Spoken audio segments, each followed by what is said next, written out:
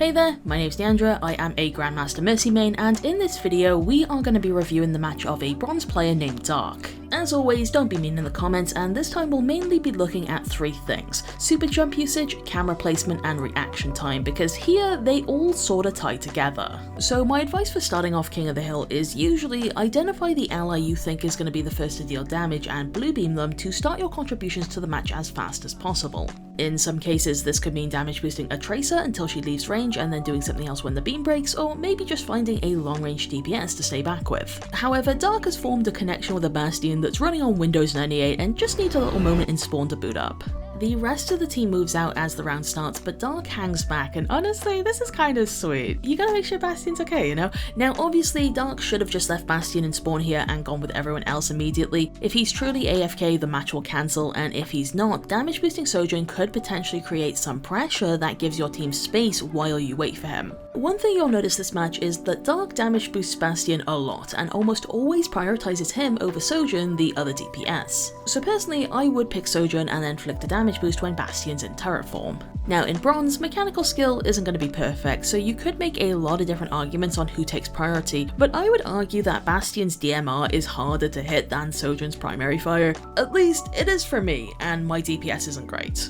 By now, Dark should be aware that the enemy team is running Pharmacy. Generally, you want to keep allies above a certain amount of HP so they can't be taken out by a single rocket, which makes leaving Sojourn injured like this pretty risky. So as I've alluded to, Dark super jumps a lot and will often keep his camera view planted on who he's jumping off, which I think is frequently doing more harm than good. With many of these super jumps, Mercy slowly comes back down in a way that usually doesn't make much horizontal distance from where she began, and when it does, Dark often backpedals, which places him further away from teammates and breaks LOS, leading to brief moments of beam disconnect. Sometimes allies push forward when this happens, creating a big space between them and Dark. Now, keeping distance from allies is usually a good thing, but you want to keep your awareness up while doing so you can react fast if someone needs your help. I don't get this vibe with every single super jump, but with a fair few of them, Dark looks like he has less control over his movements than if he had just been on the ground, but frequently keeping his camera view moving between allies. Dark's team wins the fight, so enemies are going to be respawning and regrouping, so we should be thinking about where we want to set up for their next push. At bronze, you can get away with hovering in the air, but it makes me nervous because at higher ranks it opens Mercy up to be the potential entry pick. Also, I want you to listen carefully because this is the sound of our Moira taking damage. Now, to be fair, there's a good chance she can just heal herself, but the lack of reaction makes me think this wasn't an intentional choice that Dark just didn't notice. Sometimes it's more important to look at intent than the actual play. For example, with this Valkyrie, if we rewind to before Dark activates it, it sorta looks like he flew to Bastion, didn't cancel GA early, got too close and ulted in panic because only Bastion is nearby. Using Valkyrie in response to enemy Sojourn ult was kinda risky, not really something you wanna rely on, but luckily our Moira gets her quick and the rest of the ult is fine, I think. I would mostly just be careful on points that have something in the middle that can block chain beams without being obvious. One more example of intent here is that enemy Sigma is going to use ult and Dark doesn't react, but no one gets picked up either. It's like if Dark saw in the corner of his eye that no one was in range, that is fine. However, if he was just distracted by something else, that can be an indicator of something to work on. I think a lot of Dark's problems come down to two things. The first is being way too hesitant to position further up, and the second is when he does push up, his camera view placement is quite static, which often places teammates out of view. I like the damage boost on Bastion's ult, but Sojourn behind us seems to be in trouble and there's no rush to help. After she's eliminated, Dark's super jumps in place, which means if he wanted to fly over and res, there's now a delay. Ultimately, if a res isn't safe, it isn't safe, but I worry that Dark's playstyle means he isn't getting the information needed to make the decision. Instead, the outcome is chosen for him by his positioning, if that makes sense. This upcoming positioning is very risky. Dark is right next to enemies and relies on super jump as positioning. This means if he were to suddenly take damage, he may not be able to fly away to safety immediately because Guardian Angel is already in use. Ideally, Dark should have been behind his team from the beginning. Bastion is critical, Dark flies to him and super jumps, meaning he doesn't get the horizontal distance needed to close the gap, so there's a brief delay before Bastion gets healed. I'm gonna look past the flick on the damage boost here to focus on this super jump. If enemy Sigma was paying attention, he might have noticed that Mercy was now isolated and cannot move for a few seconds, but thankfully our Sojourn pushed him back. Dark misses the res on Bastion, and I definitely think it was doable, which is unfortunate because enemy Mercy gets her res off, meaning Dark's team is down 1 in numbers. Normally when I look at Bronze VOD reviews, they have the opposite problem of being too eager to go for reses that either don't work out or absolutely should not have worked out. I think you could argue that it's easier to learn to be a bit more adventurous with risks than it is to tone things down, so I definitely trust Dark to get a bit more comfortable with things. I think for this last fight, my notes are mainly just things I've already mentioned. When super jumping, just try to be aware of allies that leave your camera view and the ones that are far away, since you won't be able to fly to them immediately if they do need help. Thankfully, it's not a problem for Dark's team, who wipe the enemy and secure the round, which great stuff. Alright, let's look at round 2. When writing my notes for this video, I did think a few times about how positioning on King of the Hill can be kinda hard as Mercy, especially for newer players. Sometimes there's just not much to work with and it can feel kinda claustrophobic. I probably would have tried to take advantage of this area if possible. Dark goes from having only Bastion in his camera view to having everyone but Bastion in his camera view, which I would be a little careful about since we're looking at Moira, so we know she's not got him covered.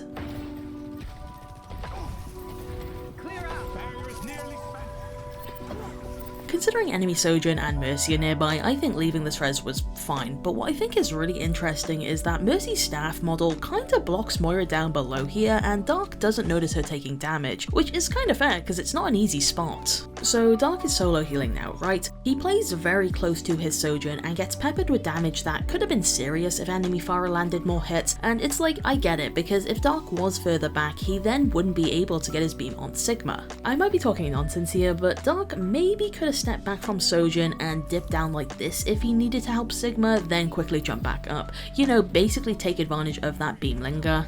In Bronze, it's really hard to get a proper team reset after a lost fight, but even though it takes some time here, the team does fall back, so let's skip ahead. Dark initiates this next push with Valkyrie, which I would normally say is a fine time to ult, but he positions really openly to accommodate his split up teammates. Like, enemy Sojourn used ult here and she didn't target him, but this would absolutely be punished at higher ranks. Since Mercy's initial beam is really long in Valk, maybe playing in like this area would have been a good thing. Unfortunately, Dark heals his fully health Sigma instead of his critical Sojourn, which also would have healed him in return. The super jump into hover with angelic descent in front of a bat window makes me really nervous. Mercy probably won't be consistently punished for this until like gold, but a slingshot would reach the intended destination in a slightly safer manner. Dark moves on to high ground and very briefly loses beam connection, which I think could have been preventable with a super jump off Bastion.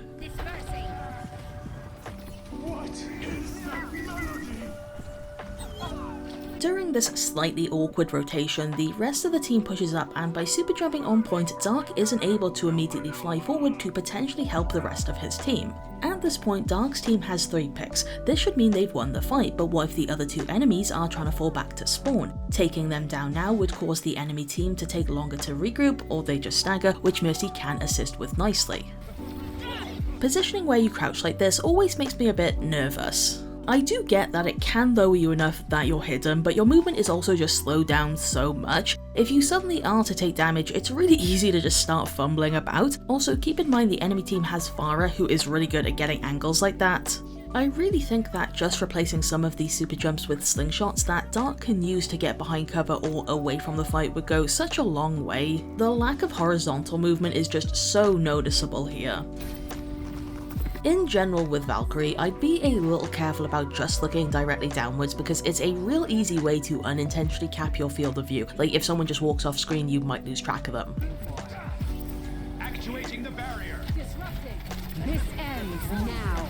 My healing spell is upon you. Some really nice damage boost on Moira's ult here that could have been taken just a little bit further. Again, I really want Dark to push up with his teammates after they get a few eliminations and also have the point. It's beneficial to both parties, they get a Mercy pocket and Mercy might get some ult charge. One way to examine Mercy gameplay can be to keep asking yourself, right now, in this moment, what is Mercy doing to help her team win? There's usually 2 parts to the answer, the beam state, so whether you're healing or damage boosting, and the person you are beaming. When enemies are coming back from spawn, that is a prime time for Mercy to help those that have pushed up rather than playing defensively on point. I really like how Dark shifts to high ground during enemy Sigma ult. I'd probably consider staying up there a bit more or using this area behind. Thank my medical professionalism, Doctor. Angel at your shoulder. Enhancing your strength. Team outnumbered. Watch yourself. Dark's team loses the fight, and I think everyone is dead but him. This isn't a big deal, we've got it to 99, so there's a lot of leeway here. Dark should do what he can to not stagger and get out of sync with the rest of his team, which could mean just dropping onto point and spamming pistol damage till enemies get him, or just walking back to spawn and if he dies, it's fine. Dark's hesitation slows him down a bit, and I think the res on Bastion was out of panic or for protection because Dark immediately walks away with his back to the target he just brought back, not even with its beam attached. This res was really risky because if Bastion just dies again, we've basically staggered him, and if he doesn't die, Dark now doesn't have res going into the next fight. As I sort of said earlier, learning to reset and regroup seems to be what these ranks struggle the most with, and ultimately you just gotta remember everyone loses fights, sometimes it's okay, and what matters most is just preparing for the next one.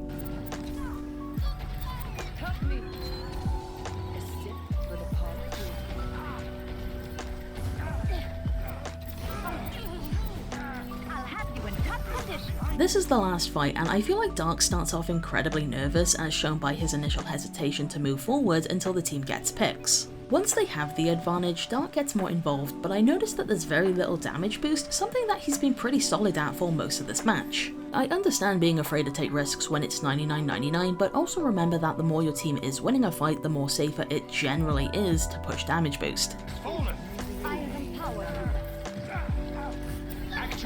Pretty much anything I could say about this last fight I've already mentioned elsewhere, so I'll start my conclusion. It will take some work, but I have faith in Dark to improve because once you start moving your camera view about more as Mercy, the information you gain naturally ends up affecting the other decisions that you make. Once you start using slingshots more, you'll get to places faster and be able to react quicker. As for taking more risks, I think that's just something that gets better the more you play. So yeah, congratulations to Dark and good luck on that future climb. To everyone else, thank you for going on this little journey with me, and feel free to subscribe for more Mercy content. I'll see you next time.